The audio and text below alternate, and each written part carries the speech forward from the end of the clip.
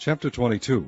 And it came to pass after these things that God did tempt Abraham, and said unto him, Abraham. And he said, Behold, here I am. And he said, Take now thy son, thine only son Isaac, whom thou lovest, and get thee into the land of Moriah, and offer him there for a burnt offering upon one of the mountains which I will tell thee of. And Abraham rose up early in the morning, and saddled his ass, and took 2 of his young men with him, and Isaac his son, and clave the wood for the burnt offering, and rose up, and went unto the place of which God had told him. Then on the 3rd day Abraham lifted up his eyes, and saw the place afar off.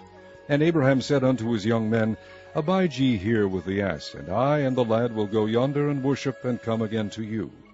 And Abraham took the wood of the burnt offering, and laid it upon Isaac his son. And he took the fire in his hand, and a knife, and they went both of them together.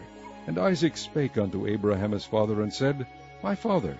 And he said, Here am I, my son.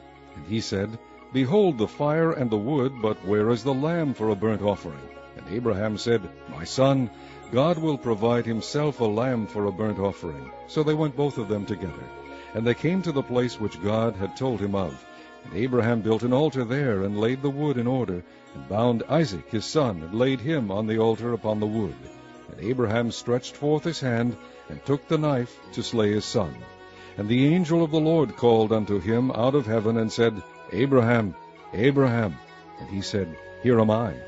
And he said, Lay not thine hand upon the lad, neither do thou anything unto him.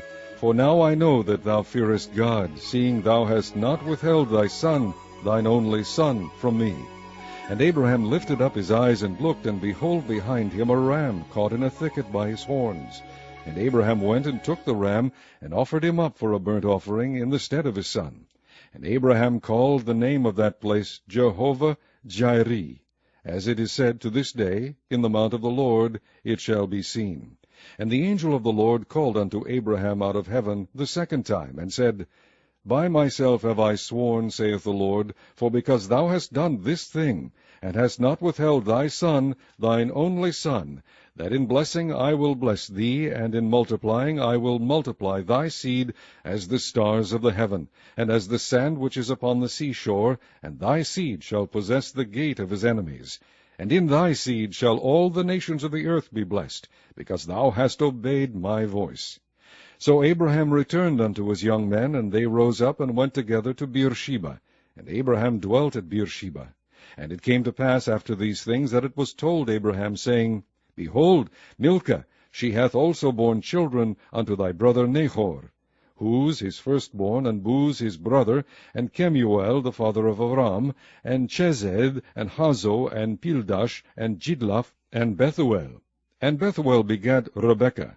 These 8 Milcah did bear to Nahor, Abraham's brother. And his concubine, whose name was Reumah, she bare also Teba, and Gaham, and Thehash, and Maachah. Chapter 23. And Sarah was 127 years old. These were the years of the life of Sarah. And Sarah died in Kirjath Arba, the same as Hebron, in the land of Canaan. And Abraham came to mourn for Sarah, and to weep for her. And Abraham stood up from before his dead, and spake unto the sons of Heth, saying, I am a stranger, and a sojourner with you. Give me a possession of a burying place with you, that I may bury my dead out of my sight. And the children of Heth answered Abraham, saying unto him, Hear us, my lord, thou art a mighty prince among us. In the choice of our sepulchres bury thy dead.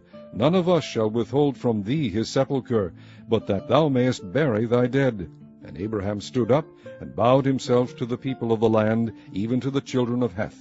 And he communed with them, saying, If it be your mind that I should bury my dead out of my sight, hear me, and entreat for me to Ephron the son of Zohar, that he may give me the cave of Machpelah, which he hath, which is in the end of his field. For as much money as it is worth, he shall give it me for a possession of a burying place amongst you. And Ephron dwelt among the children of Heth. And Ephron the Hittite answered Abraham in the audience of the children of Heth, even of all that went in at the gate of his city, saying, Nay, my lord, hear me. The field give I thee, and the cave that is therein, I give it thee. In the presence of the sons of my people give I it thee. Bury thy dead. And Abraham bowed down himself before the people of the land.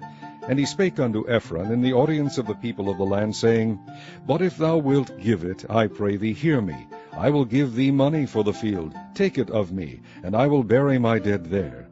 And Ephron answered Abraham, saying unto him, My lord, hearken unto me. The land is worth 400 shekels of silver, which is that betwixt me and thee. Bury therefore thy dead. And Abraham hearkened unto Ephron, and Abraham weighed to Ephron the silver which he had named in the audience of the sons of Heth, 400 shekels of silver, current money with the merchant.